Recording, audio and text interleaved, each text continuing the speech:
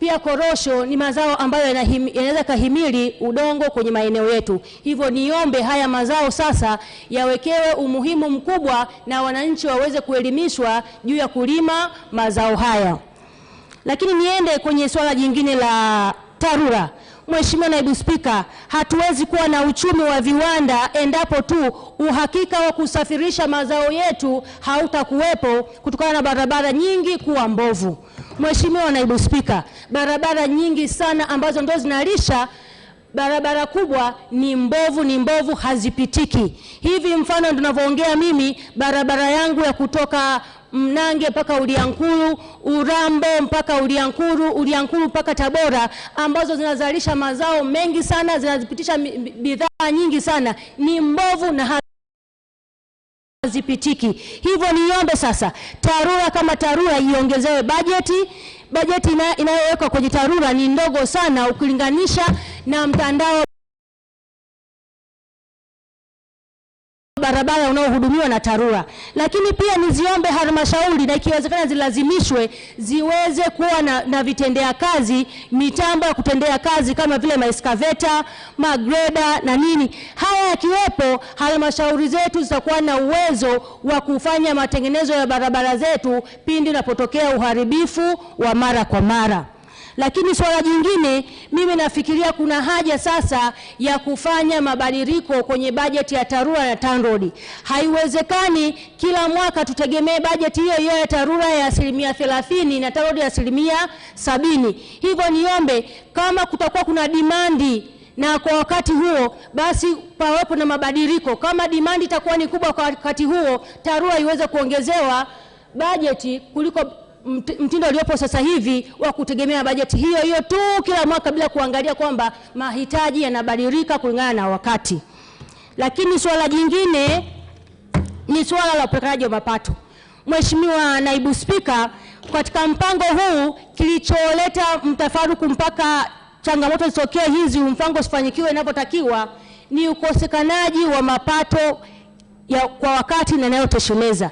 Hivyo niombe sasa halmashauri na serikali iweze kubuni vyanzo vingine vya mapato ambavyo ni vikubwa kuliko kuwa tunategemea tu vyanzo tudogo. Leo serikali inategemea tu vyanzo tudogo vya mapato, hali ambayo inasababisha mapato yasipatikane. Lakini pia ni kuongeza kasi ya ukusanyaji wa mapato kwa kutumia watu wenye utaalamu kuliko hawa task force. Kazi yao ni kuforce tu watu na kusababisha utoroshaji wa mapato kwa njia ambazo sio stahiki.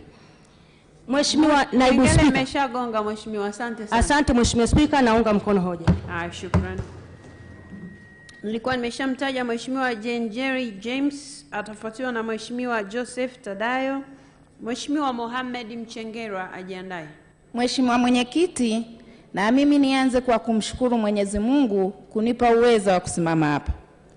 Lakini nitakuwa mwizi wa fadhila kama sikumshukuru Rais wa Jamhuri ya Muungano wa Tanzania alivyojipambanua kwamba yeye maendeleo kwake hayana itikadi za kivyama. Kama angefuata itikadi za kivyama, maendeleo tunayoyasema Dar es Salaam yasingekuwepo. Dar es Salaam najua fika ilikuwa ni ngome ya wapinzani, lakini amefanya maendeleo ya mabarabara, maji, elimu iliyopelekea wananchi wa Dar es Salaam sasa kumlipa na wao fadhila ya kuifanya Dar es Salaam iwe Dar es Salaam ya kijani. Lakini Mheshimiwa Mwenyekiti, nimshukuru na nimpongeze Waziri Mpango. Amekuja na mpango kweli kweli kama jina lake. Lakini mpango huu wanaohusika ni wataalamu wake ambao ni rasilimali watu. Mheshimiwa Mwenyekiti, mimi nijikite kwenye rasilimali watu. Haya yote tunayoongea yote tunayojadili wanaoenda kuyatekeleza ni rasilimali watu, ni watumishi wetu. Lakini Mheshimiwa Mwenyekiti, hawa watumishi hawa kuna sehemu ambazo wamekuwa hawatoshi. Leo wabunge mmesema kilimo, lakini ukiangalia maafisa wagani wetu, nchi ina shortage ya maafisa wagani 6,000. Baada ya 12,000 wako 6,000. Sasa hawa 6,000 hawezi wakatumika kwa nchi kumfikia kila mkulima. Ili tuliangalie kwa makini. lakini hata hao waliopo vitendea kazi ni vidogo sana. Tumesikia kuna kata zina vijiji 15, lakini afisa ugani huyu hata baiskeli hana. Atamfikiaje huyu mkulima? Kama tunataka kweli kilimo kiwe ni uti wa mgongo, tuwaangalia wa maafisa wagani. Lakini tunajivunia GPG. GPG ni mtandao ambao umetengenezwa na watumishi wetu wa serikali, lakini hiyo software tungekuwa tunainunua kwa wataalamu wengine, ingetumia bilioni za fedha. Kwa tuwaendeleze hawa watumishi wetu kielimu. Lakini Mheshimiwa Mwenyekiti, sasa hivi imefikia watumishi wanaogopa kwenda kusoma kwa sababu ya nyaraka zinazotoka utumishi. Mtumishi saizi akienda kusoma anaambiwa muda wake alioenda shule utahesabiwa kwenye promotion yake. Kwa hiyo sasa tunaenda kuzalisha wale walioenda kusoma na waliobaki akaendelea na ule muundo, anakuwa mwandamizi, yule aliyetoka na elimu yake anakuwa junior kwake. Sasa hii inapunguza utendaji kazi ndani ya serikali. Huyu ana elimu kubwa angemshauri huyu, lakini sasa huyu ni mwandamizi kwake, atamshaurije na huyu ni senior wake? Utumishi ni waombe. Tuangalie hizi nyaraka. Kuna sheria za kiutumishi, lakini nyaraka ndani ya sheria za kiutumishi zimekuwa nyingi mno. Nyingi mno. Zinaleta mkanganyiko. Zinaleta watumishi saizi wakimwambia nenda kusoma, ataleta sababu zisizo na msingi, lakini wewe ukimfikia kwa karibu anakuambia ngoja kwanza nipande hii miundo ambao nifikie daraja la uandamizi ndo nitaenda kusoma. Lakini sasa wanadumaa, utaalamu unabadilika kila wakati bila kuiangalia hii miundo. Mheshimiwa Mwenyekiti, tutabaki tunalaumu wataalamu hawafanyi kazi, lakini kumbe kuna kitu kimewakwamisha. Tuliangalie ili kwa umakini, na tuna vijana kweli kweli ambao ni wazalendo wa kweli. Mfano ni Wizara ya Fedha ambayo imekuja na huu mpango, wanakesha, wanaumiza vichwa kuja na mpango kama huu, lakini sasa miundo inawakamata. Tuliangalie kama tunataka nchi hii endelee, tuwekeze kwa rasilimali watu. Tuwekeze kwa rasilimali watu. Na Mheshimiwa Rais ana utashi kabisa wa kuwekeza kwa rasilimali watu. Ukiangalia ilani ya uchaguzi imesema hivyo. Ukiangalia hotuba yake hapa imesema hivyo. Mpango umekuja unasema hivyo. Lakini je, tunatekeleza sisi tunaomsaidia? Niombe management ya utumishi wa umma, nizidi kuiomba, muangalia nyaraka zenu za kiutumishi. Zimekwamisha kabisa haya maendeleo, na mpango wanaoenda kutekeleza ni rasilimali watu hii. Tukiyafanya haya, Mheshimiwa Mwenyekiti, Tanzania inaenda kubadilika. Naomba kuunga hoja mkono. Asante sana. Mheshimiwa Joseph Tadayo atafuatiwa na Mheshimiwa Mohamed Mchengerwa. Mheshimiwa Neema Rugangira ajiandae. Nashukuru kupata nafasi hii ya kuchangia mpango huu. Nianze kwanza kuipongeza serikali yetu chini ya rais wetu Dr. John Pombe Magufuli kwa ajili ya kutuletea mpango huu mzuri. Niipongeze pia wizara kwa kazi nzuri ambayo wamefanya. Mheshimiwa Mwenyekiti, siku moja nilikuwa nasoma journal moja ambayo inaandikwa na Royal Irish Academy ikizungumzia juu ya vyama vikongwe kubakia madarakani. Walifanya uchambuzi mzuri sana, na walipofika kwenye CCM wakaeleza kwamba CCM ipo madarakani na ina uwezo wa kuendelea kuwa madarakani kwa sababu baada ya uchaguzi huwa wanastick kwenye kutekeleza ilani, hawafanyi manipulations na kufanya mambo mengine. Sasa nilipokuwa nasoma mpango huu, kikubwa nilikuwa najaribu kitazama ni hicho kwamba unaendana vipi na ilani yetu. Mheshimiwa Mwenyekiti, mimi nimeridhika kabisa kwamba mpango ulioletwa uko sambamba na ilani, na kwa hiyo kama ilivyo kawaida kwamba kwenye mfumo wa vyama vingi kwamba chama kinachoshinda kwenye uchaguzi ilani yake inageuka kuwa sera, basi tuungane kwa pamoja, tutekeleze mpango huu, tutungie sheria, bajeti ikija tukate mafungu, tukatekeleze kwa pamoja na kwa umoja. Mheshimiwa Mwenyekiti, mimi ni shauri tu mambo machache. Swala la kwanza Mheshimiwa Mwenyekiti ni swala la elimu. endapo kweli tutataka kama ambavyo tunataka kwamba vijana wetu washiriki katika uchumi wa viwanda na waweze kufaidi matunda ya sisi ya nchi kufikia katika uchumi wa kati, basi swala zima la VETA ni lazima tulitilie mkazo sana kama ambavyo imezungumzwa kwenye mpango. Viko vyuo vya VETA ambavyo vilianzishwa na wananchi kwa kushirikiana na marafiki na wafadhili mbalimbali. Kwenye jimbo langu viko viwili, kuna kimoja kiko tarafa ya Usangi na kingine kiko tarafa ya Ugweno. Ni muhimu vyuo hivi vikafufuliwa ili viweze kufanya kazi kwa sababu huduma yake bado inahitajika. Lakini pia tunahitaji vyuo vya VETA katika kila wilaya ambao vitaendana na uchumi wa eneo husika. Kwa mfano kama kanda ya kaskazini tuko kwenye utalii na madini, basi vyuo vyetu vya VETA viendane na utaratibu huo. Viendane na kutengeneza vijana watakaoshiriki kwenye uchumi huo. Hali kadhalika kanda ya ziwa kama kuna uvuvi na madini, basi twende hivyo hivyo ili tuhakikishe kwamba kweli vyuo vyetu vinawafaidisha vijana wa maeneo yale. Lakini pia tunahitaji kuendelea kutilia mkazo elimu ya juu. Mheshimiwa Mwenyekiti, dhana kwamba kwa sasa hivi labda elimu ya juu imeanza kuwa irrelevant, hiyo mimi sikubaliana nayo kabisa. Kwa sababu mbili. Kwanza, huwezi kupigana vita ukawa na majenerali, ukawa na askari wa chini peke yao bila majenerali. Na hali kadhalika Mheshimiwa Mwenyekiti, pia liko swala kwamba tunahitaji pia, dunia inakuwa kijiji, tunahitaji kuexport hata brains. Kama tunapopeleka wachezaji wakina Mbwana Samata wakacheze nje huko, pia tunahitaji wasomi wetu waende wakafanye kazi za kibingwa huko nje, na wako wengi mpaka sasa hivi ambao wanafanya kazi hiyo hata wanaotoka kwenye jimbo langu. Lakini tunahitaji succession plan kwamba wanapostaafu wapatikane wengine. Kwa hiyo tutilie mkazo pia elimu ya juu, na mimi kwenye jimbo langu tuna ardhi kubwa sana, kwa hiyo ninaalika kabisa serikali ije kuwekeza hata kwenye vyuo vikuu. Tuna ardhi ya kutosha, tufanye kazi hiyo pamoja na vyuo vya VETA, lakini pia tuendelee kutengeneza akili kubwa kwa ajili ya kuingia kwenye soko la dunia. Kinachotakiwa Mheshimiwa Mwenyekiti tu ni kwamba wataalamu wetu wa elimu watutengenezee mitaala ambayo itawafanya wahitimu wasiabudu vyeti. Kuna nchi jirani tu hapa, kuna kijana amegraduate International Relations and Diplomacy, lakini akaenda kuanzisha kaosh. Sasa yeye kwa sababu amefikia level hiyo, anaenda kwa mabalozi, anakwenda kwenye mashirika ya kimataifa, anasaini mikataba ya kuoshea magari, analipwa dola.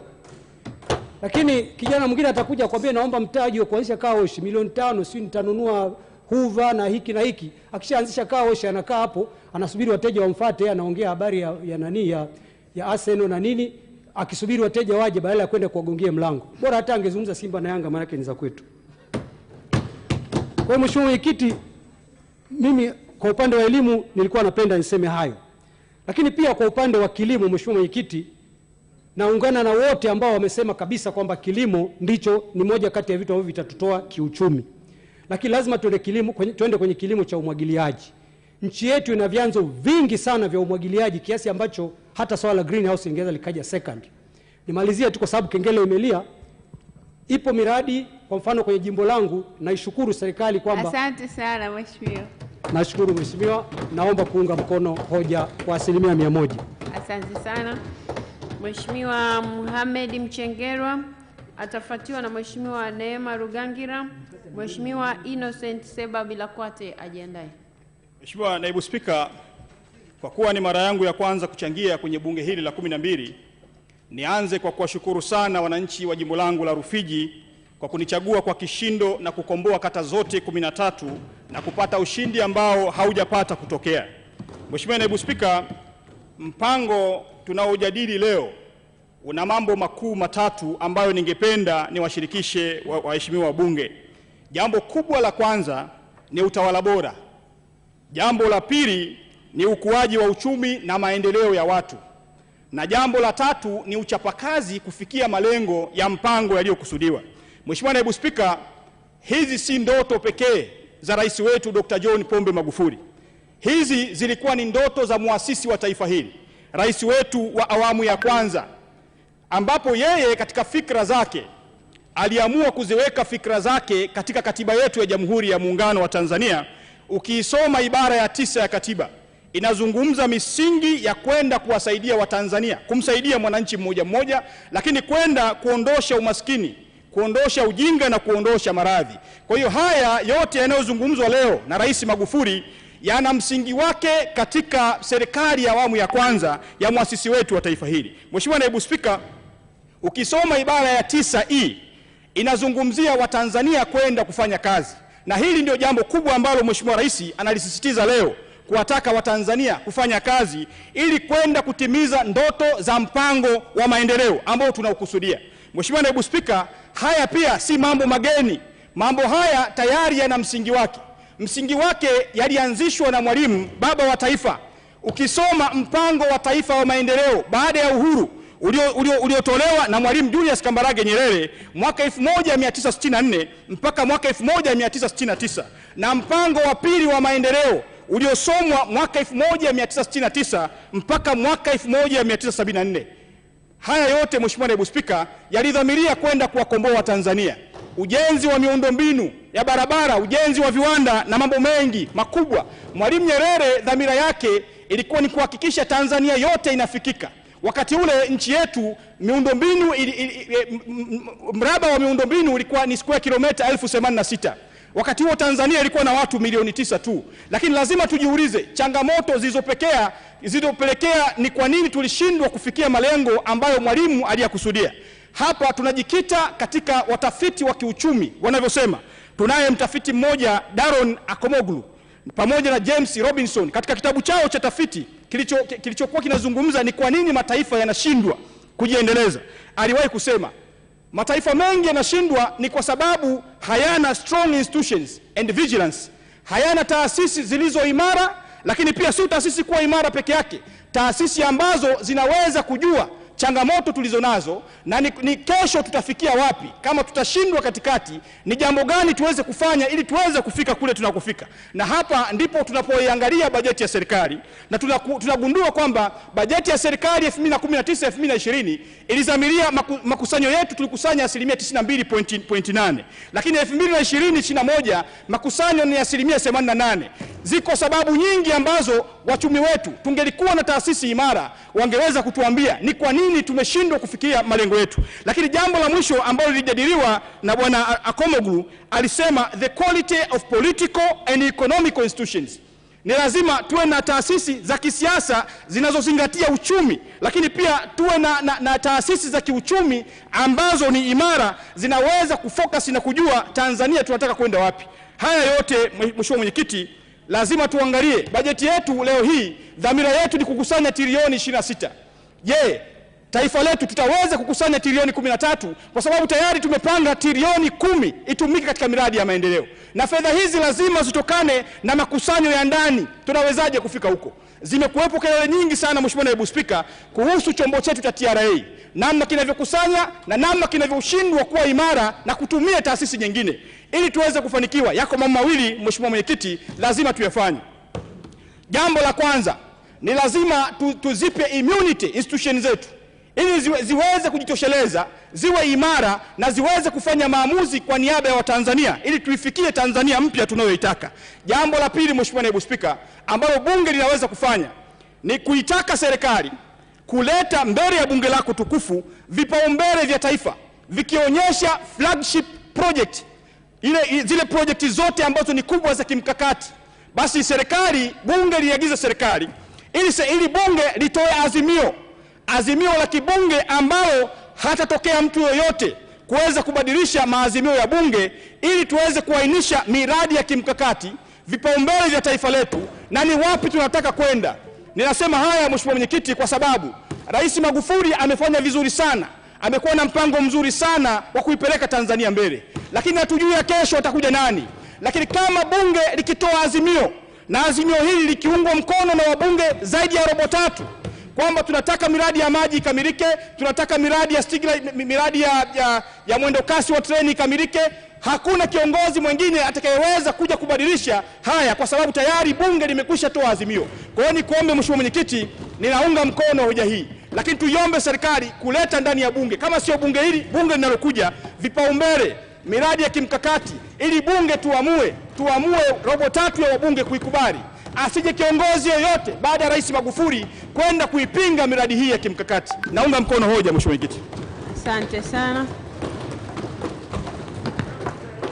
Mheshimiwa Neema Rugangira atafuatiwa na Mheshimiwa Innocent Seba Bilakwate. Mheshimiwa Jeremiah Mrimi Amsabi ajiandae. Nashukuru Mheshimiwa Mwenyekiti nami kupata fursa hii ya kuchangia, na ningependa kujielekeza kwenye wajasiriamali wadogo hususan wanawake. Katika kuendeleza na kukuza uchumi wa nchi yetu, hatuwezi kuendelea kuwaweka wanawake wajasiriamali pembeni. Na nasema hivi kwa sababu takribani 54% ya wafanyabiashara wadogo na wakati ni wanawake. Na kwa msingi huo basi wanawake wengi ndio wako kwenye uchumi usio rasmi, hivyo ni lazima tuweke jitihada mahususi za kuweza kuwainua. Naipongeza pia serikali kwa kulitambua hili na walipitisha sheria ya huduma ndogo za kifedha ya mwaka 2019, na naamini sheria hii itasaidia sana kuwakuza wanawake hawa ambao wako kwenye sekta isiyo rasmi. Lakini pamoja na nia nzuri ya sheria hii, bado kuna sintofahamu kubwa sana baina ya wanawake ambao wanadhani serikali inataka kuchukua pesa zao, huku pia sheria hii imechelewa sana kuanza. Napenda kuchukua fursa hii kuishauri serikali kupitia TAMISEMI basi utekelezaji wa sheria hii uanze haraka, lakini pia na wanawake hawa wapate elimu, waelewe kwamba sheria inalenga kuwalinda na sio kuwachukulia pesa zao. Aidha, napenda pia kuishauri serikali kupitia Benki Kuu ya Tanzania iwashauri watoa huduma hizi za kifedha watafute namna ya kukidhi mahitaji ya wafanyabiashara wadogo hususan wanawake, hususan kwenye swala zima la collateral, kwa maana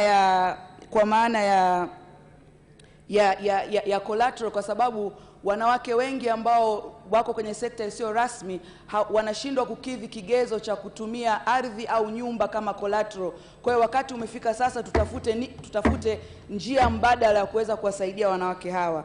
Kwa kumalizia, naomba niwafahamishe kwamba katika kila shilingi 10 ambayo inazunguka kwenye uchumi wa nchi yetu, shilingi 6 iko kwenye sekta isiyo rasmi. Kwa hiyo nadhani tukiwa na lengo la kukuza uchumi wetu, serikali kupitia mpango huu uweke jitihada za maksudi kabisa kuwawezesha wanawake waweze kuingia kwenye sekta iliyo rasmi ili kuboresha uchumi wetu, lakini pia kuboresha uchumi wa mwanamke mmoja mmoja. Asante. Na naunga mkono hoja. Shukrani sana. Mheshimiwa Innocent Bilakwate atafuatiwa na Mheshimiwa Jeremiah Mrimi Amsabi. Mheshimiwa Engineer Stella Manyanya ajiandae. Mheshimiwa Mwenyekiti kunipa nafasi na mimi kuchangia kwenye mpango. Awali ya yote kwanza nimshukuru Mwenyezi Mungu ambaye ametupa afya na nguvu kuwepo katika bunge hili. Mheshimiwa Mwenyekiti, kwanza mimi nipongeze awamu ya 5 kwa kazi kubwa ambazo zimefanyika.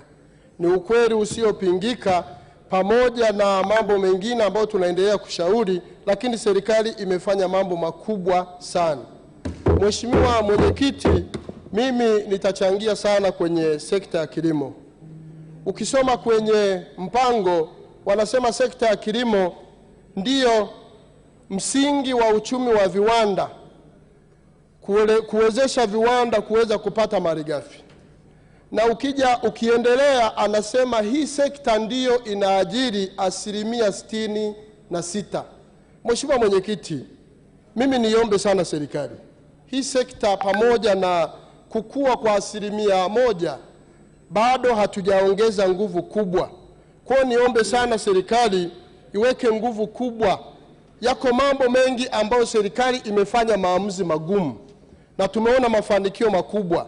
Mheshimiwa Mwenyekiti, niombe hata sekta hii ya kilimo tuweke nguvu kubwa, kwa sababu ndiyo sekta ambayo tunaitegemea kwa sehemu kubwa kwa uchumi wa taifa letu. Mheshimiwa Mwenyekiti, yako mazao ambayo ni ya chakula yanaweza kukuza uchumi wa taifa letu kama mahindi, maharage, alizeti na mazao mengine. Ni jambo ambalo linasikitisha na ni kama aibu kwa taifa. Leo hii tunaanza kuagiza mafuta nje. Nchi ya Tanzania tumejaliwa, tuna vipindi virefu vya mvua, lakini bado tunaendelea kuagiza mafuta nje, bado tunaendelea kuagiza ngano nje. Hii ni aibu, tunalikosesha taifa mapato makubwa na pesa za kigeni. Kwa niombe sana, lazima tuchague mazao ambayo yanaweza kuongeza kipato. lakini pia yako mazao ya kimkakati. Mheshimiwa Mwenyekiti, pamoja na juhudi za serikali, bado hatujaona nguvu kubwa ambayo imewekwa kwenye mazao ya kimkakati likiwemo zao la kahawa. Mheshimiwa Mwenyekiti, wakulima wanakata tamaa. Mkulima anauza haya mazao lakini bado anachukua muda mrefu kupata pesa yake. Niwaombe sana wataalamu ambao umetuletea hii mipango, tafuteni masoko, nendeni nje mkatafute masoko ili huyu mkulima kumuongeza motisha ya kuendeleza hili zao la kahawa pamoja na mazao mengine haya ya kimkakati. Kwa kweli hali inakuwa ni ngumu, na maeneo mengine, Mheshimiwa Naibu Spika, watu wameanza kung'oa ile mibuni kwa sababu hawaoni faida. Mkulima analima lakini inachukua muda mrefu. Mikakati ipo inafanyika, lakini tuombe serikali iongeze nguvu zaidi ili tuwe na soko la uhakika. Lakini pia pamoja na sekta hii ya kilimo, Mheshimiwa Naibu Spika, ukienda kwenye maeneo ya vijijini, miundombinu sio rafiki. Ukienda Kagera kule kwetu, barabara ni mbaya, hazifai. Kule kwangu Kyerwa, ndizi ambazo ni muhimu sana kwa afya yetu zinaozea migombani kwa sababu kuja kuisafirisha inachukua shida. Kwa hiyo niombe, ili uchumi wa taifa letu uweze kupanda, ni pamoja na kuboresha miundombinu. Waheshimiwa wabunge hapo wameshauri, niombe sana serikali, ili swala la kusema tupunguze TANROADS asilimia sijui ngapi itakuwa ni ngumu. Niombe sana serikali itafute chanzo kingine, ikiwezekana kwenye chanzo cha mawasiliano ya simu, ili tuweze kupata fungu la uhakika na miundombinu hii iweze kutengenezwa. Mheshimiwa Naibu Spika, mimi ninaomba sana, tukija upande wa afya, tumeweza kuboresha, tumefanya kazi nzuri kwenye miundombinu, lakini vituo vyetu vya afya, hizo hospitali zetu, bado hatuna wataalamu wa kutosha, bado hatuna vifaa vya kutosha. Kwa hiyo niombe sana serikali, kazi kubwa ambayo imefanyika kipindi hiki kilichopita cha kuweka miundombinu hii, niombe sana serikali ilete wataalamu, ilete madawa, ili hao wananchi waweze kufaidi hii miundombinu iliyowekwa, isije ikaonekana tu tumejenga lakini hakuna faida. Mheshimiwa Naibu Spika, baada ya kusema hayo, ninaunga mkono hoja. Asante sana. Mheshimiwa Jeremiah Mrimi Amsabi atafuatiwa na Mheshimiwa Engineer Stella Manyanya. Mheshimiwa Taufik Turki ajiandae. Nichukue nafasi hii kwanza kushukuru sana chama changu cha Mapinduzi na wananchi wa jimbo la Serengeti kwa kunipa nafasi ya kuwakilisha katika bunge hili la nchi yetu ya Tanzania. Awali ya yote nipongeze sana jitihada kubwa ambazo nimeona zikifanywa kwa dhati kabisa na waziri wetu mkuu, hasa katika mradi wetu wa maji wa bwawa la Manchira. Waziri mkuu alipotembelea mwaka wa jana aliahidi kutusaidia, na sasa tunaona kuna jitihada kubwa zinaendelea, na wananchi watafurahi sana kuona mradi ule unakamilika hivi karibuni. Namshukuru pia waziri wa maji, tayari naye ameahidi kutia nguvu kubwa zaidi, lakini pia waziri wa afya naye ameendelea kutuahidi atashughulikia hospitali yetu. Mheshimiwa Mwenyekiti, kwa haraka kabisa niseme kidogo kuhusiana na mpango wa pili wa maendeleo ambao tayari umekwisha pita. Tunaona kazi kubwa imefanyika na tumepata maendeleo katika maeneo mengi katika sekta nyingi za nchi yetu, ikiwepo afya, elimu, miundombinu. Na sasa mpango huu wa tatu utajielekeza sana katika kuona taifa linafikia maeneo ambayo bado tuko nyuma. Na Mheshimiwa Mwenyekiti, niombe sana kuchangia maeneo makubwa matatu ambayo yanaweza yakatusaidia tukafanya vizuri.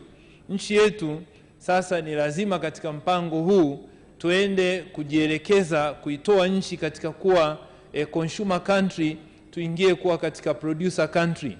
Na yapo maeneo ambayo ukiangalia rasilimali tulizonazo tunaweza tukafanya vizuri. Mfano mdogo ni katika eneo la kilimo. Eneo la kilimo tunaweza tukafanya vizuri sana. Sisi kama nchi ya Tanzania sasa tunaendelea kuagiza magari, vifaa vya electronics, tunaagiza dawa na vitu vingine. Lakini chakula hiki tunaweza tukazalisha na tukaiuzia dunia. Ni lazima sasa tuseme Tanzania can feed Africa, Tanzania can feed the world. Na niwaombe sana wenzetu katika Wizara ya Kilimo, tuone namna gani tunawasaidia wananchi vizuri. Ukienda katika jimbo langu la Serengeti, kuna maeneo pale kumeanzishwa skimu za umwagiliaji, kwa mfano Nyamitita, lakini mpaka leo hakuna barabara na hakuna jitihada kubwa inayoendelea. Yapo maeneo mengi, wapo wananchi pale wanalima tumbaku, wanalima pamba, lakini bado masoko ni shida. Sasa katika kilimo, kwa nini bado tunarudi nyuma? Ni kwa sababu ya kitu kidogo tu. Commitment bado haijakuwepo ya kutosha. Profesa Goran Hayden alifanya tafiti katika Afrika na hasa nchi yetu ya Tanzania, akaona ni kwa nini bado hatupigi hatua kubwa sana. Kitu kinachopungua ni commitment. Mipango hii tunayo ni mizuri, lakini mipango hii pasipo kuwepo commitment ya dhati, hatutapiga hatua ya kutosha. Mimi nimejifunza sana kwa rais wetu John Pombe Magufuli na waziri mkuu. Viongozi hao wawili, kitu kikubwa kimewezesha kuweza kuipeleka nchi yetu mahali pazuri ni commitment tu. Hatukuwa na rasilimali nyingi sana. Leo bila commitment ya dhati hatungeweza kufanikiwa makao makuu ya nchi kuwepo Dodoma, wala miundombinu mikubwa sana inaendelea kufanyika na kujengwa katika nchi yetu. Lakini lipo eneo jingine ambalo ni lazima mpango huu uende kulifocus. Lazima kama taifa, katika hali tunayokabiliwa kwamba hatuna rasilimali za kutosha, ni lazima tuweze kuwa na vipaumbele sahihi. Mheshimiwa Mwenyekiti, ni dhahiri kwamba uwekezaji katika mitaji, uwekezaji katika miundombinu kama ya barabara, ni lazima sasa uende katika maeneo ambayo yana uzalishaji mkubwa sana. Sisi wote tunatambua katika nchi hii hifadhi ya taifa ya Serengeti inabeba sana sekta ya utalii na nchi yetu inapata mapato makubwa. Lakini ukiangalia upande ule wa Western Serengeti, ambapo watalii wengi sana wanapita pale na kuangalia ile crossing ya Mara River ya wanyama, upande ule bado hauna barabara ile ya lami kwa muda mrefu sana, zaidi ya miaka 10 haijawahi kukamilika. Mimi nadhani safari hii ni vizuri maeneo yale ambayo yana uzalishaji mkubwa tukawekeza kiasi kikubwa cha fedha katika uendelezaji wa miundombinu, barabara na pamoja na hata viwanja vya ndege vijengwe maeneo yale, ili tukusanye fedha nyingi na tupeleke maeneo ambayo yana rasilimali kidogo. Niombe sana katika mpango huu wa miaka 5 serikali iende kuhakikisha kwamba tunakamilisha barabara katika maeneo haya ya Western Serengeti, tunajenga miradi ya maji, na tukumbuke Serengeti inao watu, na watu hawa wamesacrifice land na vitu vingine. Hawa ndio wahifadhi namba 1. Lakini leo inasikitisha, vijiji vingi vinavyozunguka hifadhi na maeneo mengine ya wilaya hii yakiwa hayana hata maji, huduma za afya ni changamoto. Niwaombe sana, tunapokuwa tuna prioritize maeneo haya na hasa kuangalia wananchi wa maeneo haya wakawezeshwa, miundombinu ikajengwa na maeneo haya yakawepo hata maeneo ya special economic zones, uwekezaji wa viwanda ukafanyika, ni rahisi kufanya uchumi wa nchi yetu ukapaa, kwa sababu maeneo haya tayari yanauzika na yanahitajika na yanaweza kuingiza fedha nyingi katika taifa. Niombe sana katika eneo la 3, ni muhimu sana mpango huu wa maendeleo wa 3 uende kuangalia maeneo ambayo bado yana umaskini mkubwa sana.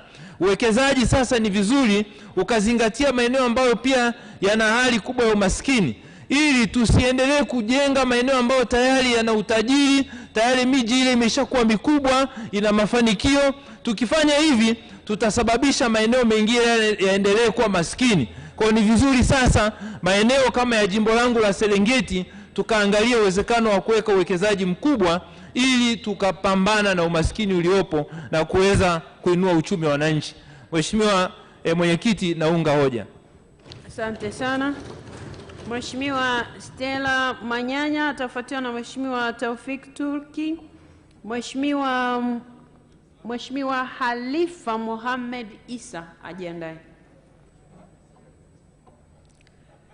Mheshimiwa Mwenyekiti, kwanza nianzie kumshukuru sana Mwenyezi Mungu mwingi wa rehema kwa kutuwezesha kuwa wazima na kuwa hapa. Lakini pili, niungane na waheshimiwa wabunge waliopita katika kuchangia kumshukuru na kumpongeza sana Mheshimiwa Rais kwa kazi kubwa anayofanya, lakini pia wanaomsaidia akiwemo Makamu wa Rais, Mheshimiwa Waziri Mkuu, viongozi wote pamoja na wewe mwenyewe Mheshimiwa Naibu Spika. Kwa kweli Mwenyezi Mungu Tanzania ameipa neema. Mheshimiwa Naibu Mwenyekiti, niseme tu kwamba